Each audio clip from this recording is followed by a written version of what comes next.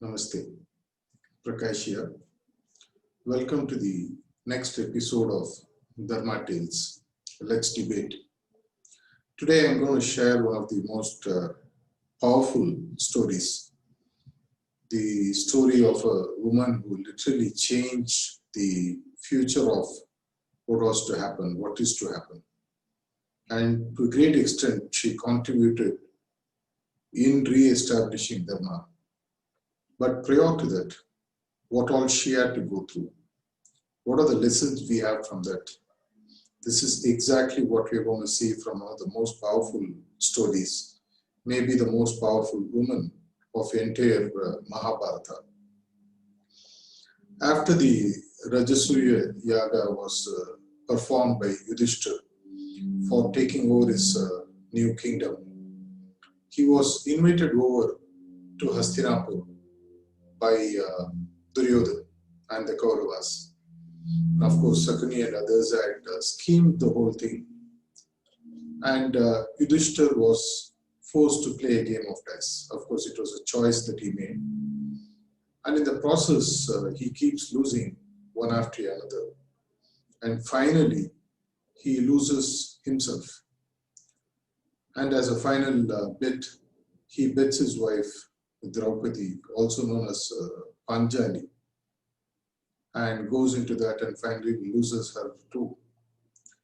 And then, of course, Kauravas take extreme pleasure in the perversion of getting the lady into the court and really putting her through such a turmoil that anybody who reads that portion of Mahabharata will be really furious, to the extent that all the senior members of the court, right from Bhishma to Dronacharya to Kripacharya, even to Vidur, though he keeps telling Dhritarashtra to restore dharma and justice, nothing seems to really work.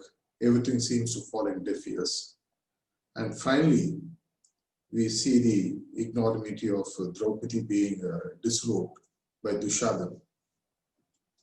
And after all this, she really cries out for Lord Krishna, who comes and saves her from further embarrassment.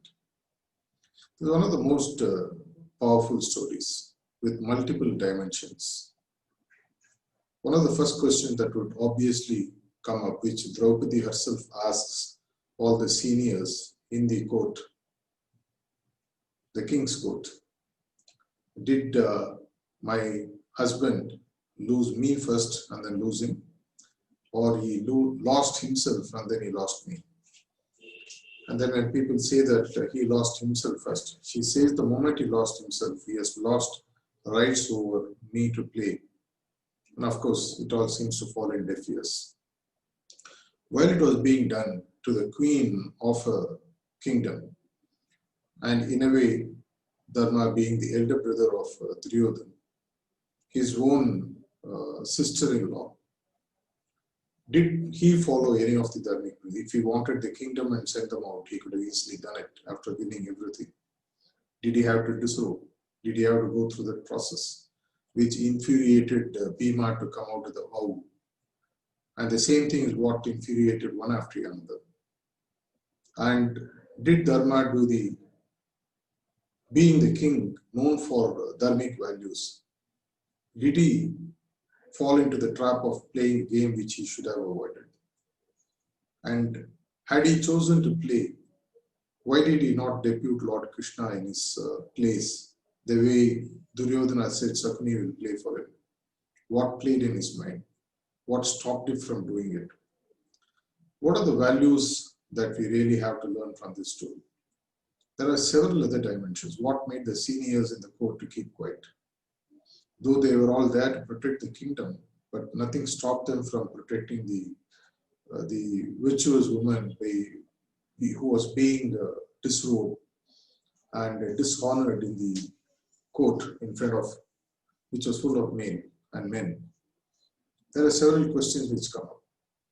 Why did Lord Krishna make the choice of appearing only towards the end? Was it because it was Draupadi's her own thinking that she can save herself?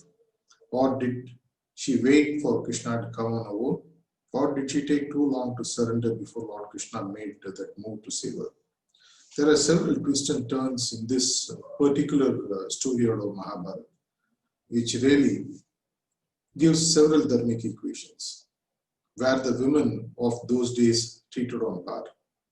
Are the women today being treated on par?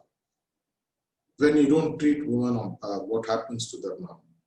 Does it allow you to uphold Dharma? These are the questions which keep popping up when I think of this story. And there are several ways in which, several prisms of Dharma through which we can have a look at this story and share what really matters. How do we have to treat women? How do we have to be just? How does a king have to behave? How does a person who runs the country has to behave? How does a person who runs a corporate organization has to behave? How does a person who runs a family has to behave with his own brothers and sisters, with their own people, women who have to be treated on par? I welcome you to share your views on what are the dharmic equations you see in this story. Is it only karma, or were there questions of dharma which were missed out in this equation, which actually set off the beginning of the war in a way? When they were sent into exile, they came back and whatever happened, happened.